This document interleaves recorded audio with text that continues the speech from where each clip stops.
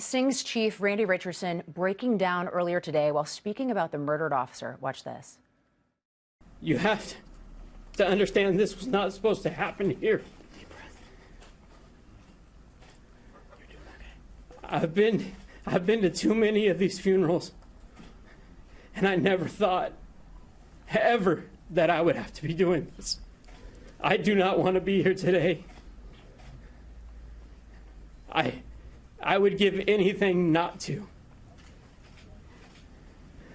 I did not know Christmas morning at 4 o'clock in the morning when I said goodbye to him and sent him off to his family that it would be the last time that I saw him.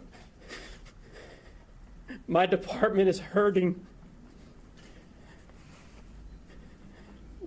We're struggling through this.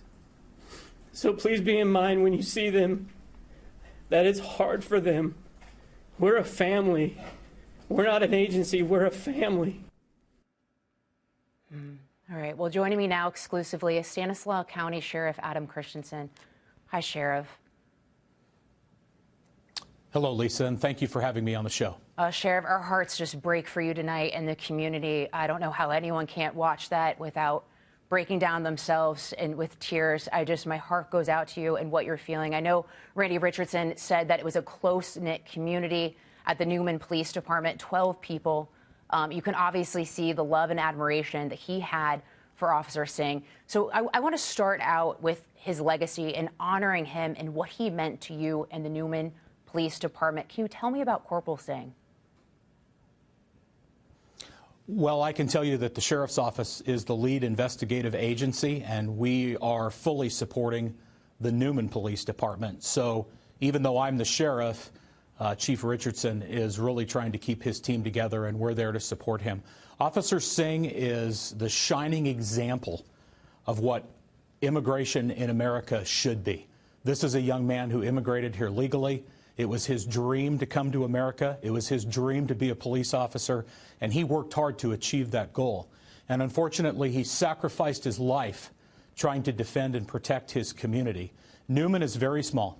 It's almost like Mayberry. These critical incidents don't occur, and for this law enforcement agency, in the history of its existence, this is their first line of duty death. And, sir, he leaves behind a wife and a 5-month-old child. Can you tell us a little bit about his family? He's got a wonderful family, and I think what Chief Richardson shared with everyone, your viewers and the nation, and even here locally, speaks to the character of Officer Singh and how much he loved his family. I think the photograph speaks volumes to his devotion, not only to his family, but his community. And, sir, just tell us a little bit more about his dedication to the job. I read that he drove 2.5 hours to attend the police academy, which he put himself through. He took lessons to learn how to speak English better so he could move up the ladder. Can you tell us a little bit more about that dedication? He did, and it's an amazing story. He didn't start with the Newman Police Department. He was a cadet with the Turlock Police Department. He worked very hard. He was a reserve with the Merced County Sheriff's Office. He pursued his dream, and to get through the academy, he was willing to make that commute every day to complete that training program, making him eligible to be a peace officer in the state of California. And yes, he knew that he was difficult to understand because of his accent. And again, he threw everything into language classes. English is not his first language. And even I remember what he sounded like on the radio, and we all chuckled about that accent and how hard he worked to ensure that his language got better, his English skills got better, because again, he wanted so badly to be a police officer, and he worked diligently to achieve his goal. And where does this manhunt stand now? So we have identified a suspect, although we're not naming that suspect, primarily because we have a very specific protocol that we use to make positive identifications. And as you know, people use multiple aliases. Oftentimes people share similar or same names, and we're not going to make a mistake. So we're not ready to actually name the suspect, but we have multiple teams utilizing our federal law enforcement partners, state and local partners. We have multiple teams out chasing down multiple investigative leads. We have a hotline set up, and we are working nonstop. We're not sparing any expense to hunt this suspect down and bring him to justice. Are Californians in danger right now? No, they're not. Yes, this suspect is armed and dangerous, but we believe he is on the run. We have no evidence whatsoever to believe he is still a credible threat, although I suspect when law enforcement moves in, he might be. But we encourage the public. There's plenty of information out there. If you see him or you think you see this suspect, do not approach him. Don't engage him. Don't try to stop him. Call 911 and let us come intercept him because we want to get him into custody safely without anybody else being injured or killed as a result of this investigation or this incident. And do we know if the suspect has a criminal background? Not yet, because, again, we're working on that positive identification. And so without completing that protocol, we don't want to misidentify anybody. So we're going to make absolutely sure that we have an identification. And really the best way to do that is fingerprints. And we're not going to have that until we get him in custody. Sir, I want to ask you about something you brought up at the press conference earlier. You made the distinction between the fact that Corporal Singh came here legally. He came here with a sole purpose. He wanted to be a police officer. He wanted to serve this country. He wanted to serve his community. And you drew the distinction between the suspected killer who came here, broke the law, and came here illegally. Why was it important to you to draw that distinction? Because I want the nation to know, I want your viewers to know that Officer Singh really should be the focus of this investigation and his sacrifice. But I also want everybody to know that immigration is good for America if done legally.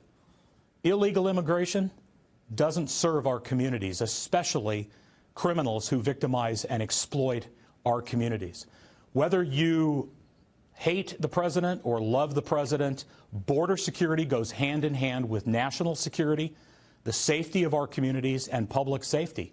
We need to know who's in our communities that shouldn't be. We should be focusing on criminal activity without political interference. And there is only one entity that can fix immigration, even though there are laws on the books and we should stand by the rule of law and we should be enforcing those laws. Congress is the only entity that can fix this problem.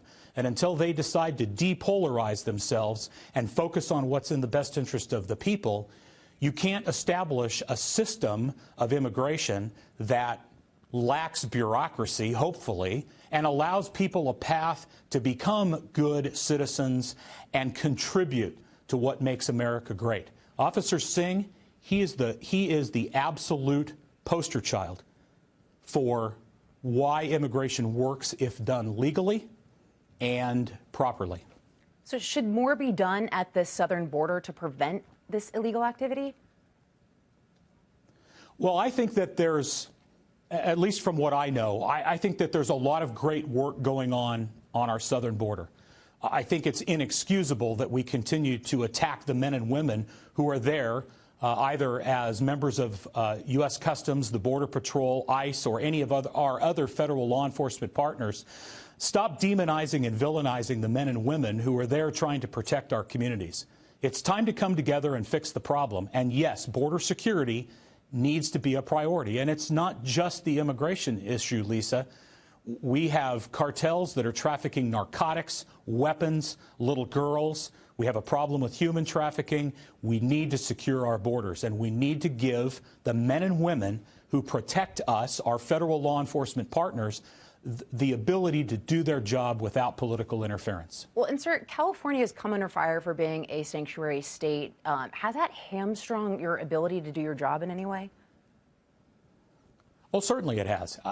First of all, and as I told the President of the United States when I sat next to him, I don't think we should be subjected to political interference. I understand why the state legislature and politicians have decided to create these laws because they believe that people need to be protected.